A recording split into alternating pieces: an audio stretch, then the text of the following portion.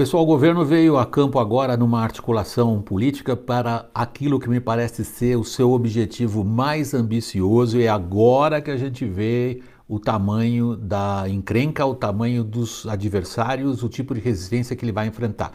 Eu me refiro ao plano articulado junto com o Ministério da Economia e com a Câmara dos Deputados para fazer uma ampla reforma administrativa. Debaixo dessa palavra, reforma administrativa, estão três componentes muito importantes com os quais o governo espera tirar a economia desse marasmo no qual ela continua ainda, não se encontra ainda. Nós estamos falando de reforma administrativa, em primeiro lugar, em termos de carreiras e servidores públicos. Vocês vão ver por que isso é importante, sobretudo a questão fiscal.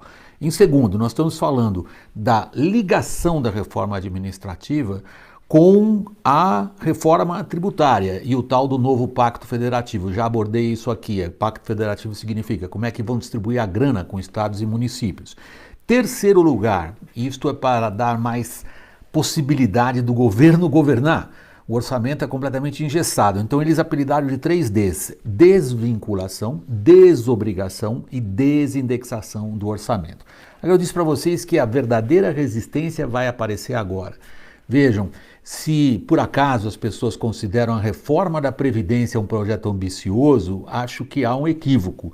A reforma da Previdência era simplesmente uma necessidade horrorosa diante do abismo fiscal, não era um projeto ambicioso, era difícil do ponto de vista político, e a gente vê que ainda não passaram todas as barreiras, sobretudo no Senado. Mas não era um projeto ambicioso, era simplesmente dar uma arrumada, que ainda não é definitiva, na situação dos cofres públicos que estão quebrados. Ambicioso é o que vem agora. Nem eu acho que privatização seja extraordinariamente ambicioso. O programa de concessões lá do Ministério da Infraestrutura é excelente, está bem organizado, mas também não é ambicioso. Ambicioso é o que vem agora. E aí eu faço referência ao colega lá do Estadão, José Fux, que trouxe algumas informações muito interessantes que ele obteve do Ministério da Economia. Essas informações têm a ver com servidores públicos. Se a gente acha que a questão fiscal no Brasil tem que ser abordada no mínimo do lado da despesa, é esse lado que a gente tem que ver. Previdência é um. O outro é quanto que esse país gasta com servidores públicos e que tipo de servidores públicos a gente tem.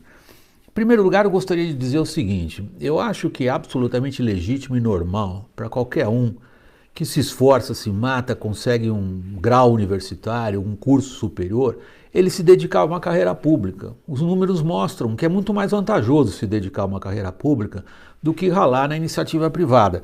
Se a gente considera desde 2003, coincide aí com o PT, mas não é por causa do PT, os servidores públicos no Brasil aumentaram de 500 e poucos mil para 700 e poucos mil, dá mais de 34% do número de pessoas que passaram a ser servidores públicos.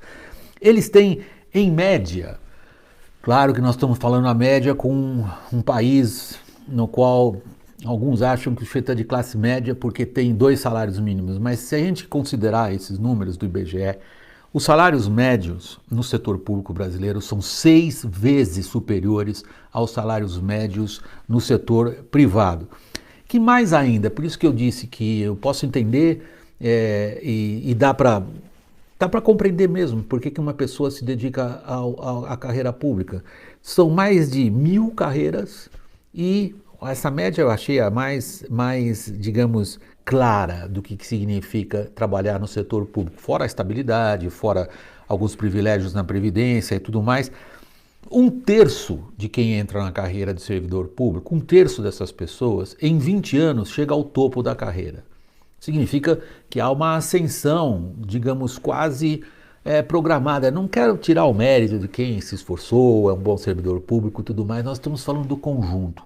Do conjunto significa que o Brasil, no total, com os seus servidores públicos, gasta muito mais, como proporção do PIB, do que outros países muito mais desenvolvidos, com economias muito mais fortes. Em outras palavras, se vocês quiserem ir para a coisa mais geral, irrita um bocado esse argumento, mas ele está de pé. O Brasil é muito pobre para sustentar a classe que tem de servidores públicos e para sustentar o tipo de benefícios sociais e gastos previdenciários que a gente mantém. Nós gastamos o que os ricos gastam, até mais, só que a gente não tem a mesma capacidade dos ricos. Eu dizia no começo que era a proposta mais ambiciosa, em parte porque ela vai enfrentar agora que nós vamos ver o que é resistência política a uma proposta de governo como essa, que é mudar as carreiras públicas, mexer no pagamento de servidores públicos, alterar, através da reforma administrativa, a própria estrutura de funcionamento do Estado, isso combinado com a reforma tributária, que não está clara, com a aprovação da Previdência, que depende lá de um toma lá da cá com o Senado. Nós vamos ver aí a composição de uma ação coordenada e conjunta e ampla e abrangente.